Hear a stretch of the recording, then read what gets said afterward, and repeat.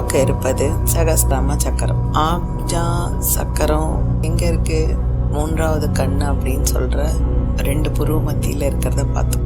இப்ப நம்ம பார்க்க போறது தலை உச்சியில இருக்கிற சக்கரம். தலையில பிரம்ம கமலத்திலேயே 1000 இதழ் கமலம் உள்ள ஒரு பிந்து ஸ்தானமாக இருப்பது. இதை பிந்து சக்கரம் என்று கூட கூறுவது உண்டு. சிவசக்தி ஐக்கியம் கூட சொல்லலாம். பூரக யோகத்தினால் வாயுவை ஆதாரத்தில் சேர்த்து நல்லா மூலாதாரத்திலிருந்து நடு வழியா எடுத்தீங்கன்னா நேரா போய் நிக்குது அப்படின்னு சொன்னா தலை உச்சியில போய் நிக்கும். தலை உச்சியில நிக்கிறதான் பரமசிவனும் சக்தியும் ஒன்று சேர்ந்து இருப்பதாக பாவிக்கப்படும். அப்போது உண்டாகிற ஒரு திராட்சை ரசம் போன்ற அமுதத்தை அசக்தி ஊட்டிவிடும். அப்போ இந்த 6 ஆதாரங்களுக்கு உண்டான சக்தி அது பொழியுமா. அப்ப மீதி இருக்கிற அந்த 6 சக்கரங்களும் நமக்கு என்ன பண்ணுமா, அந்த அமுதங்கிற அந்த சக்தியை கொண்டு நம்ம உடல் பலத்தையும் சக்தியும் கொடுக்குது. திருப்பி குண்டலில அது அமைதியாயிடும். இது முதல் நம்ம என்னென்ன சொல்லணும், புரிய வைக்கணும் இல்லைங்களா? அதனால நான் புரிய வைக்கிறேன். பிரம்மரத்தில் என்ற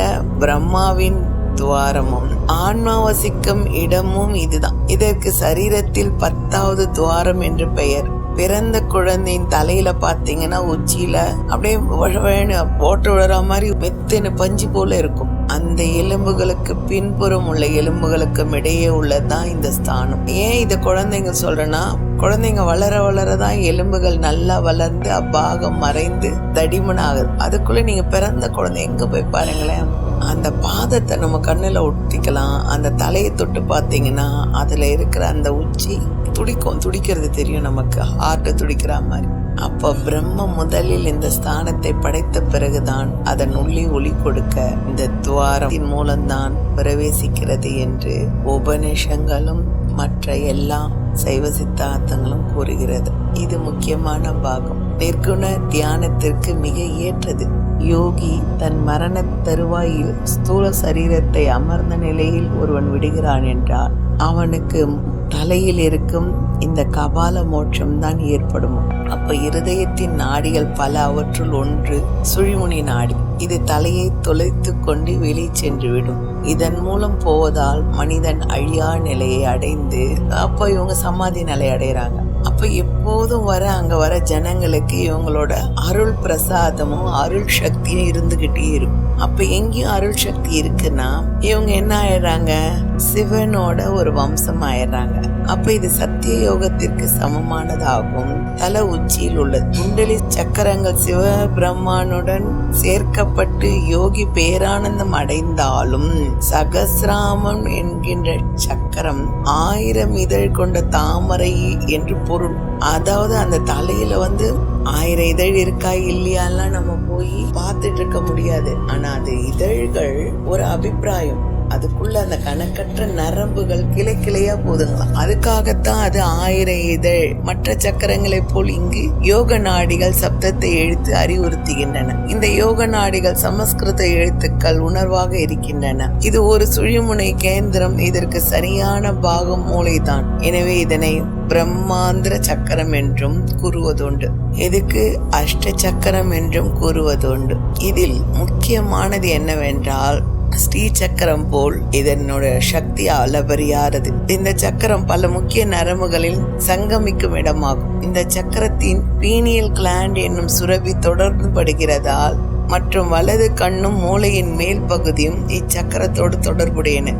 ஒருவரது ஆன்மீக வளர்ச்சியை சம்பந்தப்பட்ட விஷய ஞானத்தை தேக்கி வைக்கும் ஆதாரமாக விளங்குவதும் சகஸ்ரார சக்கரம் தான். இந்த நிலையில் தியானம் செய்ய உடலும் மனமும் ஆழ்நிலை தூக்கத்திற்கு செல்ல நாம் சகஜ நிலையில் பீட்டா நிலை என்கின்றோம். ஆனால் உடலில் சக்தி பிரவாகம் அதிகமாக சுற்றுகளாக நடைபெறும் போது நாம் விழிப்பு நிலையிலே இந்த பீட்டா நிலையில் இருந்து ஆழ்ந்த தியானத்தில் இதை உணரலாம். ஆனால் இதில் என்ன ஒரு விசேஷம் என்றால், சகஸ்ராம சக்கரத்தை மனதை செலுத்தி தவம் செய்ய நாம் படிப்படியாக உறங்கியும் உறங்காமல் செயல்படுவதுதான் இந்த சக்கரத்தின் வேலை.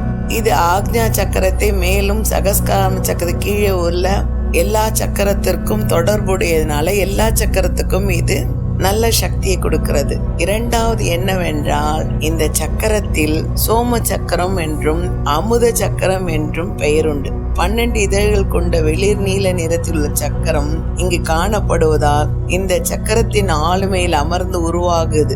இந்த அமிர்தம் கீழ் நோக்கி சொட்டு சொட்டாக வடித்து கொண்டே இருக்குமா. மணிப்பூரக சக்கரத்தில் சூரியன் சக்தியால் நாம் உண்ணும் உணவுகள் ஜீரணிக்கிறது போல் இந்த சக்கரத்தில் உண்டாகும் சொட்டு சொட்டாக விழும் அந்த அமிர்தம் எல்லா சக்கரத்துக்கும் பலவிதமான சக்திகளை கொடுத்து நாம் நம்பிக்கையுடன் தொடர்ந்து விடியற் காலையில் எழுந்து தியானிப்பவர்களுக்கு நோயிலிருந்தும் ஊழ்வினையிலிருந்தும் வெளியில் வந்துடலாம். மாயை என்னும் ஒரு மனிதனுக்கு இருக்குமானால் இந்த சக்கரத்தை பத்தியோ நம் தலையில் இத்தனை பெரிய சக்திகள் இருக்கிறது என்பது தெரியவும் தெரியாது, விளங்கவும் விளங்காது. இது எப்படின்னா, நமக்குள்ளதான் எல்லா விஷயங்களும் இருக்கு, எல்லா நிகழ்ச்சிகளும் இருக்கு. முன்பிரிவி பதிவு, பின்பிரிவி பதிவு, இனி பிறக்க போற பதிவு, நாளை என்ன நடைபெறுகிறது, எல்லாம் அடுத்த நிமிடம் அடுத்த நொடி முதற்கொண்டு எல்லா பதிவுகளும் கம்ப்யூட்டரை விட வேகமாக செயல்படக்கூடிய மூளைத்திறன் இருக்கிறது என்றால் அந்த சகசிராமத்தின் சக்தி தான். ஆனால் இதில் எத்தனை மனிதர்கள் தன்னை நம்புகிறார்கள், பிறரை நம்புகிறார்கள், இறைவனை நம்புகிறார்கள் என்ற கேள்விக்குறிதான் இது. இதில் என்னவென்றால், இறைவனை நம்பினார்க்கு கேடில்லை, தன்னை நம்பினாலும் ஒரு கேடில்லை. ஏன்னா தனக்குள்ள இருக்க சக்தி ஒருத்தன் நம்ப எனக்கு மருந்து வேணாம், ஏன்னா தன்னைத்தானே சரிப்படுத்திக் கொள்ள இந்த சக்திகள் போதும். இந்த 6 சக்கரத்துல இருக்க சக்திகள் நம்மை பலப்படுத்தி நம்ம உயிர் வைக்கும். ஆனால் யாரும் தனக்குத்தானே 1 மணி நேரம் இரவிலோ பகலிலோ நமக்கு நேரம் கிடைத்த போது இறைவன் எங்கும் நீக்கமர நிறைந்து சூழ்ந்து நிற்பவன். நம்மளுக்கு யாரும் தொந்தரவு பண்ணாத நேரம் இரவோ விடியற் காலையோ என்பதனால்தான் விடியற் காலையில எழுந்து பண்ணுங்க, பிரம்ம முகூர்த்தத்துல பண்ணுங்க. அப்ப ஜில்லுன்னு ஒரு காத்து இருக்கும், நம்ம தூங்கி எழுந்ததும் ஒரு நிதானம் இருக்கும், மூளையும் அழற்சி கம்மியா இருக்கும். பொழுதனைக்கு பெண்களுக்கோ ஆண்களுக்கோ வேலைக்கு போறவங்களுக்கு, அதுவும் இப்ப கொரோனா சமயத்துல நிறைய பயம், பதட்டம், எத்தனையோ விதமான கலவரம் நிறைய வந்தது. ஆனா இதற்கெல்லாம் மீறி நமக்குள்ள ஏதோ ஒரு சக்தி இருக்குன்னு ஒவ்வொரு மனிதனும் அமர்ந்து தியானித்தான்னா வென்று விடலாம், பயத்தை வென்று விடலாம். ஏன்னா நாம் கேட்டு பிறக்கவில்லை, நாம் கேட்டு தலைமுடியோ ஒரு நகத்தையோ வளர்க்க முடியாது. கீழே விழுந்த ஒரு முடியும் எடுத்து திருப்பி ஒட்ட வச்சு வளர்க்க முடியாது. கீழே வெட்டி போட்ட நகத்தை எடுத்து திருப்பி ஒட்ட வச்சுக்க முடியாது. அது போல அப்ப நமக்கு என்னென்ன வேணும்னு நம்ம உருவாகும் போது இறைவன் நமக்கு கொடுத்துருப்போம். அப்ப இந்த சக்கரத்தை எந்த அளவுக்கு நம்ம ஜீவகாருண்ய சக்கரமாகவோ வெட்ட வெளியிலேயோ உட்கார்ந்து இந்த சக்கரத்தை இயக்க என்ன பண்ணுமா, நமக்கு சொர்க்கம் என்னும் வழியை வகுத்து கொடுக்கும், ஆன்மீகம் என்னும் புரிதலை கொடுக்கும். இது சூனியமாகவோ இந்த சக்கரத்தில் அண்டத்தில் இருக்கும் அனைத்து மாயா சக்திகளையும் நீக்கி எனக்குள் நீ உனக்குள் நான் என்ற தத்துவமே இங்கு உண்டாகும். இந்த சக்கரத்தை எவ்வளவுக்கு எவ்வளவு தியானிக்கிறோமோ ஓம் என்ற சத்தம், டும் டும் என்ற சத்தம், எண்ணறியா சத்தங்கள் நம் காதில் வந்து விழுந்து கொண்டே இருக்கும். பல நாடிகள் ஒன்று சேர்ந்து இந்த சக்கரத்தினால் நமக்கு நிறைய விதமான சொல்ல முடியாத பொன்னிறமான கலர்கள் வந்து போகும். இந்த சக்கரம் ஒரு தெய்வீகமான சக்கரம். இதில் வயலட் பிராண சக்தி நுழைவாயிலாக உள்ளது. சகசிராமண சக்கரம் மூளை, பீனியல், சுரபி ஆகியவை நிர்வகித்து சக்தி ஊட்டுகிறது. இந்த சக்கரம் சரியாக இயங்காத போது பீனியல், சுரபி மற்றும் மூளை சம்பந்தமான நோய்கள் ஏற்பட்டு இதனால் ஸ்தூல உடம்பு பாதிக்கப்படுகிறது. அப்போ இந்த சக்கரம் சரியாக இயங்கலைன்னா மனோவியாதி அனைத்திற்கும் மன அலைச்சல் இந்த சக்கரம் காரணம். இந்த சக்கரத்தை நம்ம பரமாத்மான்னு சொல்றோம் இல்லைங்களா, அந்த பரம ஆனந்த உணர்வு கூடிய இந்த சக்கரத்தை நாம் நல்லா தியானிச்சோம் என்றால் நம்ம கிடைக்க வேண்டியது எல்லாம் கிடைக்கும். இந்த சக்கரத்துக்கு வெண்மை, பொன்னிறம், தூய்மையாக நாம் ஆடை அணிந்து அமர்ந்து நாம தியானம் பண்ணலாம். இந்த சக்கரம் நன்றாக இருந்தால் உங்க முகத்துல ஒரு சாத்வீக குணம், சாந்த குணம், சஞ்சலமற்ற மனநிறைவோடு எப்பொழுதும் இருக்கும். எல்லாருக்காக வேண்டிக் கொள்ற ஒரு குணமாக இருக்கும். அவர்களை பார்க்கும் பொழுதே நமக்கு நல்ல ஒரு சக்தி கிடைக்கும். இவர்கள் பக்கத்தில் இருக்கும் போதே நமக்கு நோய் இல்லாமல் ஒரு அபூர்வமான சக்தி நம் உடம்பில் ஊறுவது தெரியும். அதோட வயலட் நிறத்தோட இந்த சக்கரம் தொடர்புடையது. அதனால் நாம் வயலட் நிறமுடைய துணிகளை அணிவது, அந்த கலரை பார்ப்பது, அந்த பேப்பரை ஒட்டி வைப்பது, எப்படி இருந்தா மூளை நரம்புகள் நன்றாக வேலை செய்து தன் கட்டுப்பாட்டில் வைத்துக் கொள்ளலாம். இந்த வயலட் அப்படிங்கிறது ஒரு சக்தி வாய்ந்தது. இந்த நிறத்தை தீவிரமான நோய் தீக்குவதற்கு பயன்படுத்தலாம். எல்லா செல்களும் புத்துணர்வு அளிப்பதற்கு இந்த வயலட் இங்கு பேனாலேயோ எதுலயோ ஒரு வெள்ளை பேப்பர் எடுத்து அடிச்சு வச்சுக்கலாம், வரைஞ்சு வச்சுக்கலாம், எழுதி வச்சுக்கலாம். என் உடல் குணமாகணும்னு எழுதி தினமும் பார்க்கலாம். அப்ப இந்த வயலட் பிராண செல்களை அதிகப்படுத்தி சூடாக்கி விரிவடைந்து நம் உடல் முழுக்கும் நல்ல நிலையை ஏற்படுத்தி கொடுக்கும். இது பிராண சக்தியை நல்ல மூலாதாரத்திலிருந்து கொண்டு வரக்கூடிய மகா சக்தி. பிரபஞ்சத்திலேயே எந்த சக்கரம் அதிகமா இருக்குன்னா 6 ஆதாரங்களை பயணித்து பூமி சக்கரத்துடன் இணைக்கப்படுகிறது. இந்த சக்கரத்தின் தடை ஏற்பட்டால் நோய் அனைத்தும் உடலில் பிரவேசிக்கும். நோய்வாய்ப்பட்டு அவர்கள் படுக்கையாகிறார்கள். அப்ப இந்த சக்கரம் நன்றாக இருந்தால் நாம் எல்லோருக்கும் எல்லா விதத்திலையும் உதவி செய்யலாம். அத்துடன் எல்லாம் நாம் ஒரு முறையும் சலூனுக்கு சென்று முடி வெட்டி கொள்கிறோம். அப்போது 10 நிமிடம் வெட்டி கொண்டிருக்கும் போது நாம் அறியாமல் தூங்கி விடுகிறோம். இதனால் என்ன ஆராய்ச்சி செய்தோம் என்றால், ரகசியம் என்னவென்றால், முடி வெட்டுபவர் தன் கையில் கத்திரிக்கோலை வைத்து இடது கையில் முடியை பிடித்து வெட்டுகிறார். அப்படி செய்யும் போது அவன் உள்ளங்கையில் உள்ள 6 சக்கரம் சகசிராம சக்கரத்தில் இறங்குவதால் அச்சக்கரம் தூண்டப்பட்டு ஆழ்ந்த தூக்கத்திற்கு செல்கிறது. இப்படி பெரியோர்கள் சொல்கிறார்கள். தலையில் கை வைத்ததும் மனதார ஆசீர்வதிக்கும் போது அவர்கள் உள்ளங்கையின் வழியாக அந்த சக்கரம் கையின் வழியாக தலையில் ஏற்றப்படுகிறது. இந்த முறையில் தான் பெரியோர்களில் காலில் விழுந்து ஆசீர்வாதம் பெறும் பழக்கம் ஏற்பட்டது.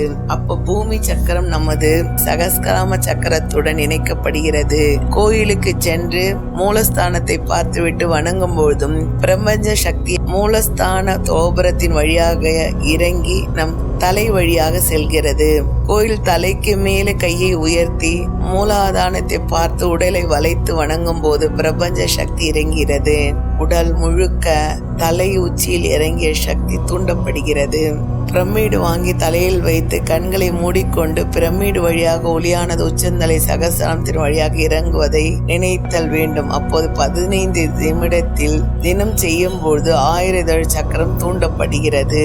2 காதுகளை மோதிர விரலை கொண்டு நாம் மூடிவிட்டு 5 நிமிடம் என்று சப்தத்தை எழுப்பினால் நம்மளோட சகசிராம சக்கரம் தூண்டப்பட்டு உடல் நோய்களிலிருந்து வெளியில் வரலாம். ஒரு தனி அறையில் அமர்ந்து கொண்டு கண்களை மூடிக்கொண்டு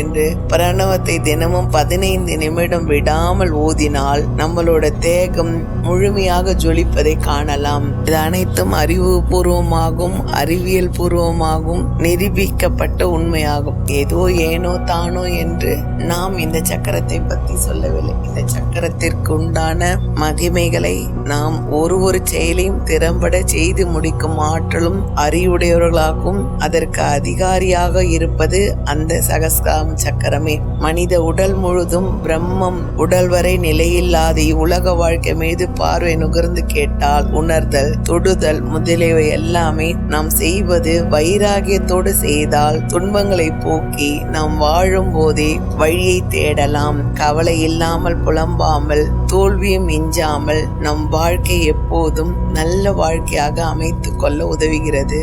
பிரம்மத்தை பற்றி பேசாமல் ஒருவன் முக்தி அடைவதே இல்லை.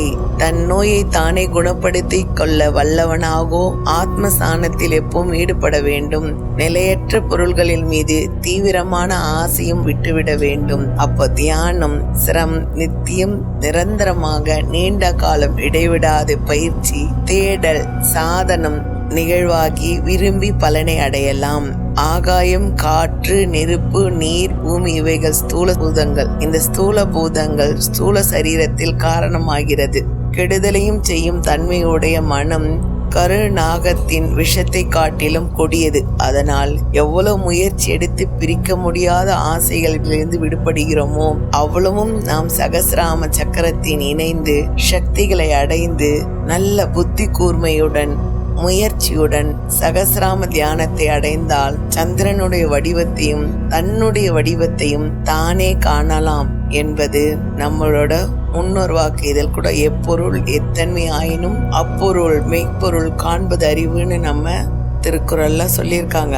அப்போ அதே திருக்குறள்ல எப்பொருள் யார் யார்வாய் கேட்பினும் அப்பொருள் மெய்ப்பொருள் காண்பது அறிவு என்ன அப்படின்னா, சுய அறிவு இல்லாமல் ஒரு பண்டிதனுடைய அறிவை கொண்டு ஞான விளக்கம் ஏற்பட தானே தனக்கு தலைவனாய் இருந்து அதை எல்லாமே பார்த்து எனக்கு தெரிஞ்சதை நான் சொல்லிட்டேன், உங்களுக்கு எந்த மாதிரி தெரியுதோ அதை நீங்க கொண்டு பார்த்து நீங்க தெளிஞ்சு நல்ல தியானம் செய்தால் இதற்குண்டான அனைத்து சக்திகளும் கிடைக்கும். உண்மை இது அத்தனையும் என் குரு வாயிலாகும். குருவுடன் நான் பெற்ற பயிற்சியாகத்தான் நான் இதை சொல்லி தருகிறேனே தவிர எனக்கென்று ஒரு தனி அனுபவம் அல்ல.